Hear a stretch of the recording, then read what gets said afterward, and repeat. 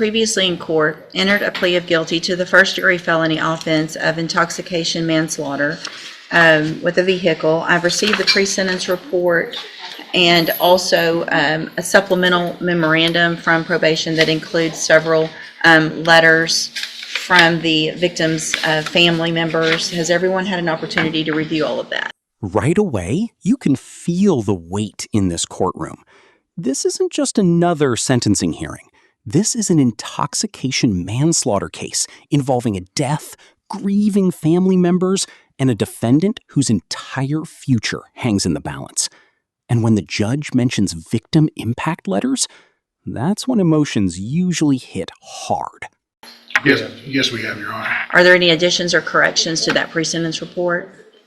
No, Your Honor, I just want to make the court aware, Mrs. Addison, the deceased's wife, would have been here today to do victim impact. She had to go to the hospital yesterday. She's able to tune in, I believe, and watch us. The rest of Mr. Addison's family is here, and his mother is going to want to do victim impact in the sentencing. Okay, thank you, Mr. Nichols. Any witnesses with regard to sentencing? No additional witnesses, Your Honor. All right, Mr. Lewis, you may make argument. Okay. Judge, of course, this was a very tragic situation that has affected a lot of people. Of course, the decedent, Mr. Addison, his family, as well as Mr. James and his family.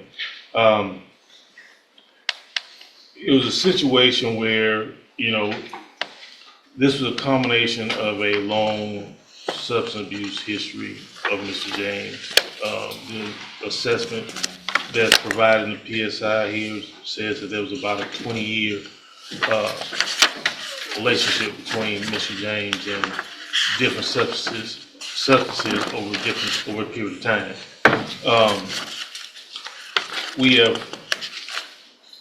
The one thing I can say is that once Mr. James went through this situation with his accident, he has been doing everything he can to try to better himself. Now, the defense is trying to humanize Christopher James here. They're acknowledging the addiction, the criminal history, and the tragedy. But they're also showing the court every effort he's made behind bars to change his life. GED, faith, certifications. This is classic mitigation strategy.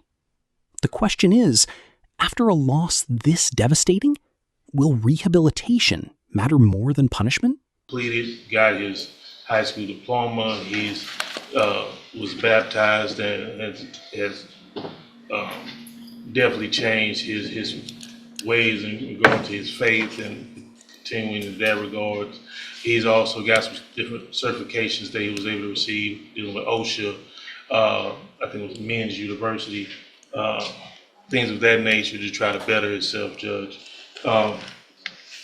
Now, it's no secret he does have a long criminal history. That even included dealing with PCP, which is the same substance that was involved in his accident.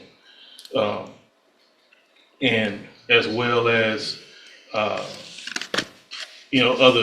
other serious offenses.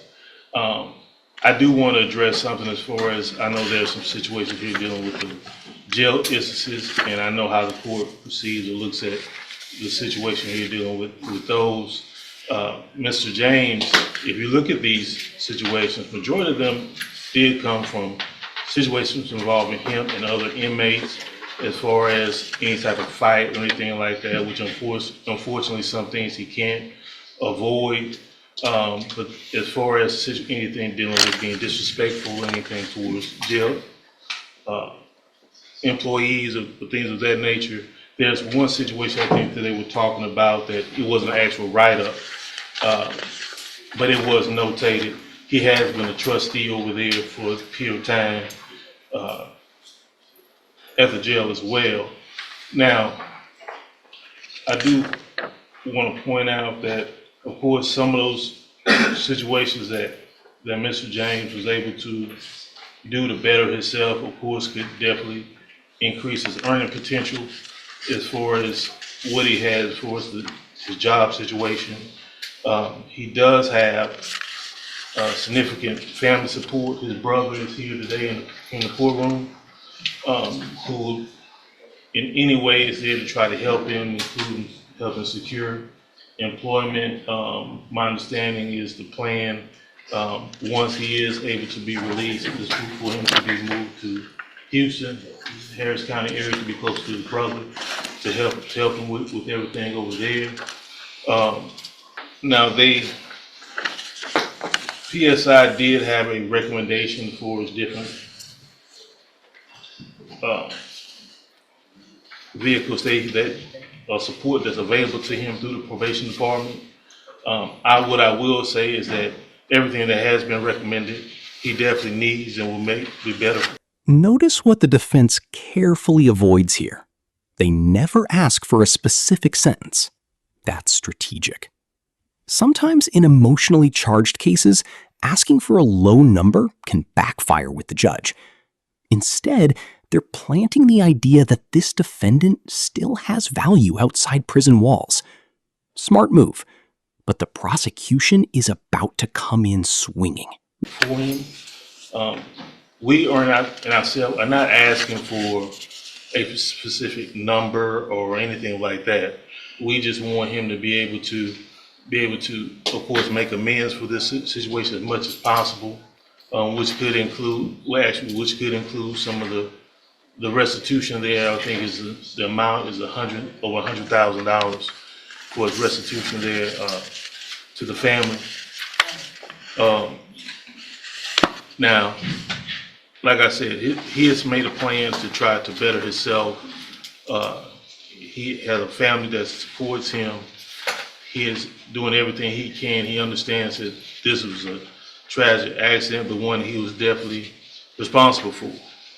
And what we're asking for is as much leniency as possible from the court, for him to be able to move forward with the situation, be able to make amends as much as possible.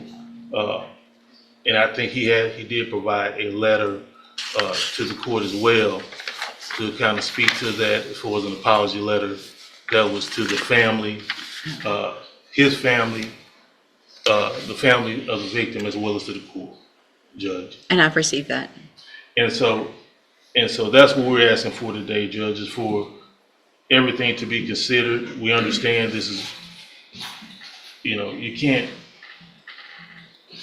bring that person back. He can't just go back to make amends with Mr. Addison, but he wants to try to make as much of amends he can to society and do better going forward, Judge. Thank you, Mr. Lewis. Mr. Nichols. Your Honor, I think any consideration to Mr. James's due was given when he got a 50-year cap. I have no hesitation asking the court to exercise the full 50 years.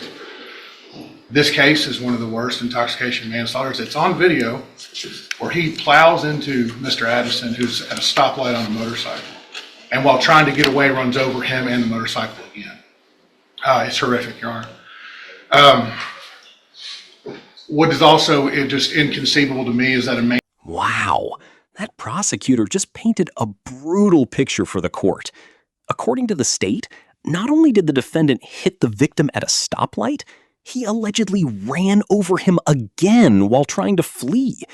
And prosecutors love using phrases like selfish decisions because it shifts the narrative from tragic accident to reckless choice. Huge difference in sentencing. Man who's on parole for several possessions of phencyclidine, PCP, finds himself behind the wheel on PCP again. And this time it ends in the death of somebody. His criminal history is extensive. It starts with minor drug offenses, then a conviction for aggravated robbery, and then I believe it's 5 drug convictions all at the same time in 2020, for which he was quickly paroled out and on parole when this happened.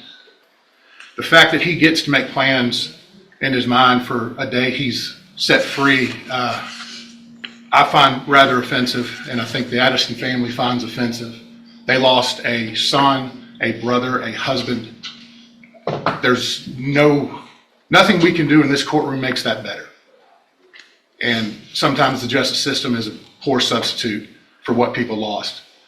I think the best we can do at this point is this man spend 50 years in prison where he cannot hurt anybody else due to his own selfish decisions, and continued use of substances. It's in the pre-sentence report. He minimizes his own addiction, his own dependency. He even claimed he did not know how he could have gotten PCP in his system the day this happened, that maybe he touched a bottle and it transferred through his skin, and I find that reprehensible, Your Honor.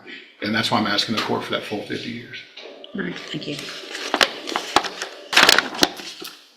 So, And then came the prosecution's knockout punch, claiming the defendant blamed PCP entering his system by touching a bottle. Now, that's the kind of explanation that can absolutely destroy credibility in front of a judge. At this point, you can almost feel the courtroom leaning toward a harsh sentence. But then the judge starts speaking, and everybody goes silent. Mr. James, a couple of things that Mr. Nichols didn't say that I think are also extremely important is this isn't your first driving while intoxicated. This is your third. And so you didn't learn in '06. You didn't learn in 2017. 2017, you got your second DWI. You were given probation. It was revoked.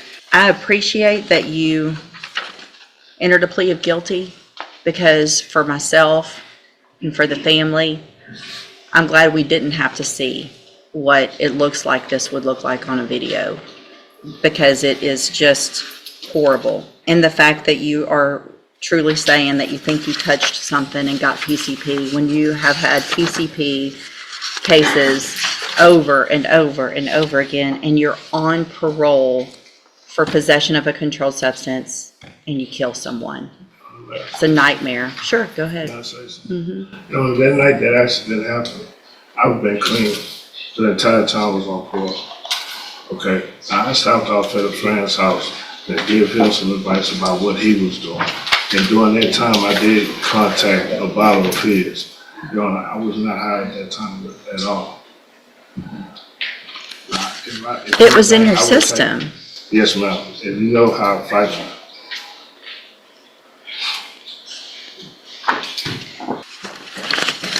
At this time, based on your history, based on the nature of this offense, I'm going to find that you entered your plea of guilty freely and voluntarily.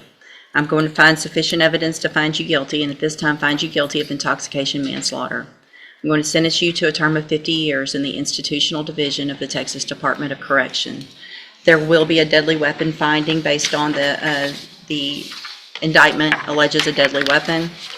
You will receive credit on this sentence for any time that you've been in custody that the law gives you the right to receive. I'm going to hand you the trial court certification that shows this was an agreement and I followed it, and so you've waived your right to appeal. I have also handed you a written admonishment regarding your ineligibility to possess a firearm or ammunition. Because of the judgment entered against you, you're ineligible under Texas law to possess a firearm or ammunition. Possession of a firearm or ammunition could lead to charges against you. Firearm is a legal term, and you should read the written admonishment I provided you to see what devices qualify as a firearm. If you have questions about the laws that make you ineligible to possess a firearm or ammunition, or about how long that lasts, you can talk with Mr. Lewis. There's really so many other things I could say about how horrible this is, and rarely am I out of words, but I really don't have the words to say what a tragic circumstances based on your behavior this led to. Y'all can have a seat at council.